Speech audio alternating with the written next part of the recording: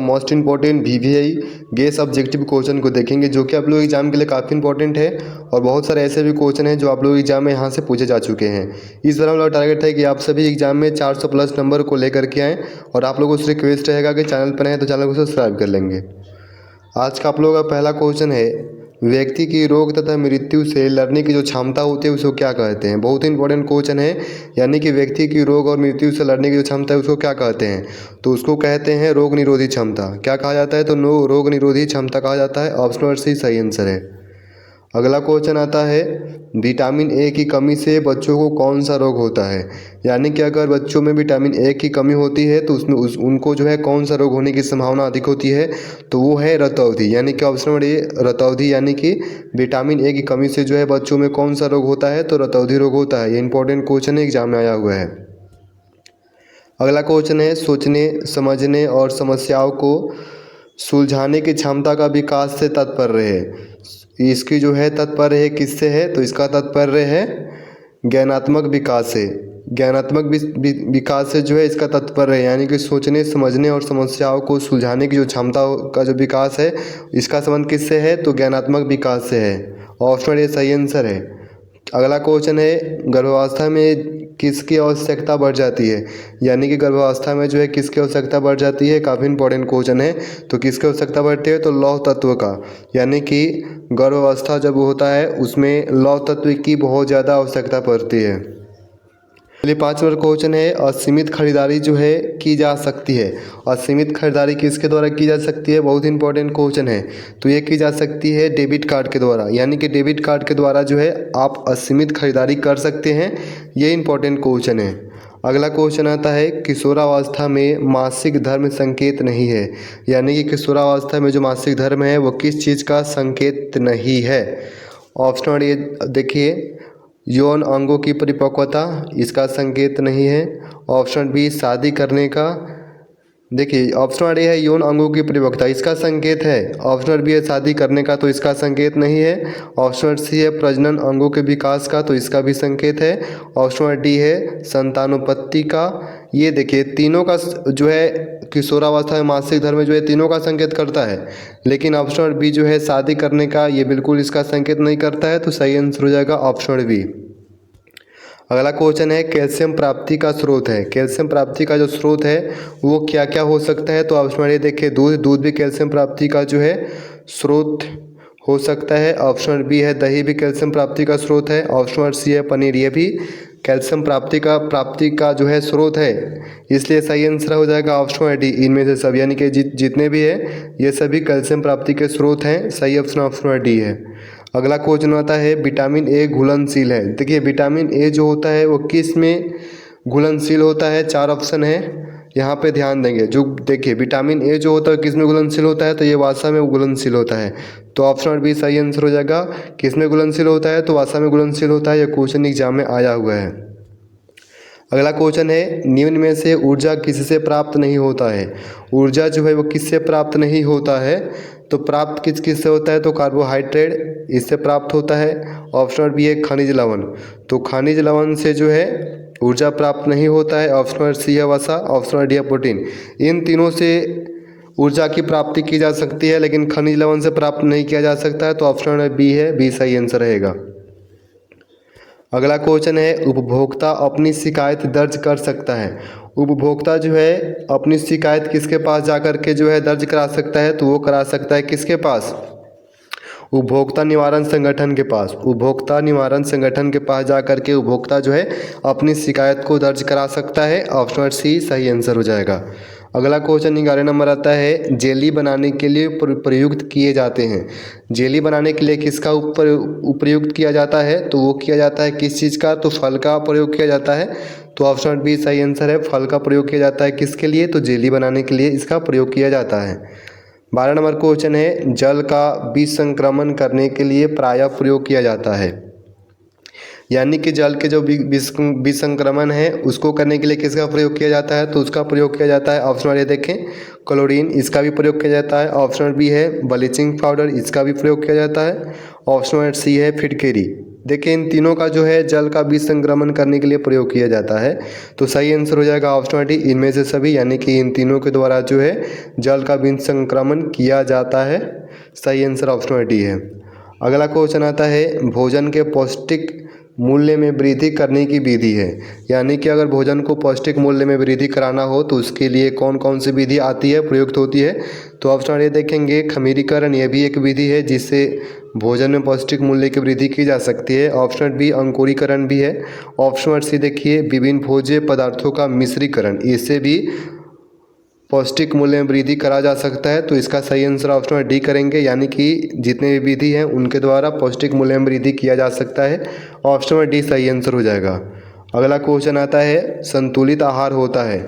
संतुलित आहार जो होता है वो किस प्रकार का होता है, तो वो आपको होता है कैसा होता है, तो पोषक तत्वों से युक्त होता है। संतुलित आहार कैसा होता है, तो पोषक तत्वों से उपयुक्त होता है। तो ऑप्शन सी आप लोगों का सही आंसर है। अगला क्वेश्चन है बजट कितने प्रकार के होते हैं। बजट जो हैं वो कितने प्रकार के होते हैं, तो बजट आपके 3 प्रकार के होते हैं। 3 प्रकार के बजट होते हैं। तो इसका सही आंसर ऑप्शन बी हो जाएगा। अगला क्वेश्चन 16 नंबर है फलों को पकाने में सहायक होता है, यानी कि फलों को पकाने में जो है कौन जो है सहायक होता है, तो वो सहायक होता है एंजाइम। देखिए एंजाइम जो है वो फलों को पकाने के लिए काफ़ी सहायक होता है। तो ऑप्शन डी आप लोगों का सही आंसर है। अगला क्वेश्चन आता है विटामिन बी की कमी से बच्चों को कौन सा रोग होता है। यह क्वेश्चन जो है लगभग सभी को पता होनी चाहिए, लगभग सभी को पता भी होगा, जिनको पता नहीं होता है वो ध्यान देंगे। किसकी कमी से जो है विटामिन बी की कमी से जो है बच्चों में कौन सा रोग होता है, तो वो है बेरी बेरी ऑप्शन डी सही आंसर हो जाएगा। बेरी रोग जो है होता है अगर विटामिन बी की कमी हो जाए तो। अगला 18 नंबर क्वेश्चन है 1 ग्राम प्रोटीन में शरीर को कितनी कैलोरी मिलती है। 1 ग्राम प्रोटीन में शरीर को कितनी कैलोरी मिलती है, तो वो मिलती है 4 कैलोरी। कितने कैलोरी मिलती है, तो 4 कैलोरी मिलती है। ये इंपॉर्टेंट क्वेश्चन है, एग्जाम में आया हुआ है। चलिए अगला क्वेश्चन आप लोगों का आता है 19 नंबर क्वेश्चन है वृद्धि एवं विकास को प्रभावित करने वाला कारक है। वृद्धि और विकास को प्रभावित करने वाला कारक जो है कौन कौन सा है, तो ऑप्शन ए पोषण, ऑप्शन बी वातावरण, ये भी है, ये ऑप्शन ए भी है, ऑप्शन सी अंतःस्रावी ग्रंथियाँ। ये तीनों जो हैं ये वृद्धि और विकास को प्रभावित करने वाला कारक है, इसलिए सही आंसर ऑप्शन डी हो जाएगा। इनमें से सभी, ये सभी कारक जो हैं वृद्धि और विकास को प्रभावित करती है। ऑप्शन डी सही आंसर है। अगला 20 नंबर क्वेश्चन है खाद्य पदार्थों को कितने वर्गों में बांटा गया है। खाद्य पदार्थ जो हैं इनको कितने वर्गों में बांटा गया है, यह क्वेश्चन पिछली बार एग्जाम में आया हुआ था। तो इसका सही आंसर हो जाएगा ऑप्शन सी 5 भागों में। खाद्य पदार्थों को कितने वर्गों में बांटा गया है, तो 5 वर्गों में बांटा गया है। 21 नंबर क्वेश्चन विटामिन डी की कमी से कौन सी बीमारी होती है। ये भी क्वेश्चन सभी को पता होगा। विटामिन डी की कमी से कौन सा बीमारी होता है, तो ये बीमारी होता है रिकेट्स। देखिए रिकेट्स जो है ये विटामिन डी की कमी से होने वाली एक बीमारी है, ध्यान देंगे। 22 नंबर क्वेश्चन है यकृत में कितना प्रतिशत लौह तत्व पाया जाता है। यकृत में जो है कितने प्रतिशत जो है लौह तत्व पाए जाते हैं, तो ये पाए जाते हैं लगभग 75%, यानी कि 75 यकृत का जो 75% भाग होता है उसमें लौह तत्व पाया जाता है। ऑप्शन डी आप सही आंसर है। अगला क्वेश्चन आता है एक उपभोक्ता प्रभावपूर्ण खरीदारी हेतु सहायता प्राप्त कर सकता है, यानी कि एक उपभोक्ता जो है प्रभावपूर्ण खरीदारी करना चाहता है तो सहायता किससे प्राप्त कर सकता है, तो वो सहायता प्राप्त कर सकता है। ऑप्शन डी विज्ञापन द्वारा, ऑप्शन बी है अन्य व्यक्तियों के अनुभव द्वारा, और ऑप्शन सी है निजी अनुभव द्वारा। यानी कि इन तीनों के द्वारा जो है वो सहायता को प्राप्त कर सकता है, इसलिए सही आंसर हो जाएगा ऑप्शन डी, इन सभी के द्वारा सही आंसर हो जाएगा। चलिए अगला 24 नंबर क्वेश्चन है मानव शरीर में सबसे अधिक जो लोहा है, लोहा की जो उपस्थिति है वो होती है कहाँ पे होती है, किसमें होता है लोहे की सबसे अधिक उपस्थिति, तो वो होता है हीमोग्लोबिन में। कहाँ पे होता है, तो हीमोग्लोबिन जो है मानव शरीर में सबसे अधिक लोहा जो है यहीं पे जो है होता है, उपस्थित होता है। कहाँ पे, तो हीमोग्लोबिन में। अगला क्वेश्चन आप लोगों का है पाचन और शोषण एवं चयापचय में जल किस स्रोत से मदद करता है। किस स्रोत से मदद करता है, तो ऑप्शन ए लाल ग्रंथियों से निकला जल, ऑप्शन बी ऊपर से पिया गया जल, ऑप्शन सी भोज्य पदार्थों से निकला जल।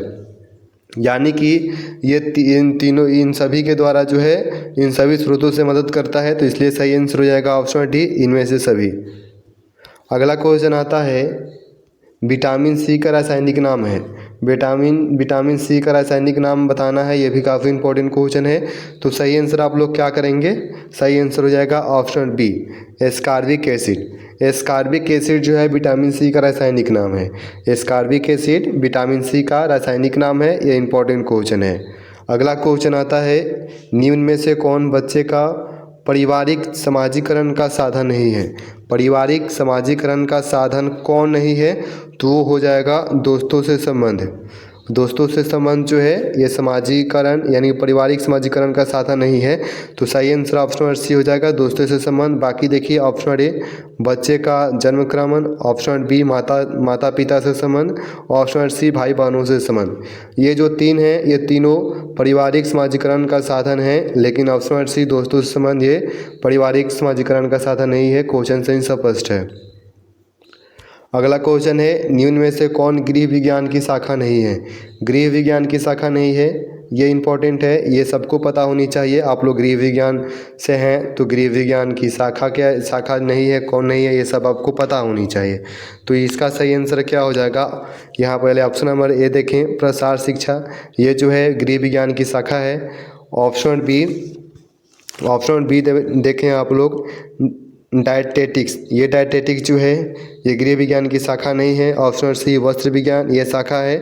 ऑप्शन डी मानव विकास, ये तीनों जो हैं ये गृह विज्ञान की शाखा है, पता नहीं है तो ध्यान में रखें।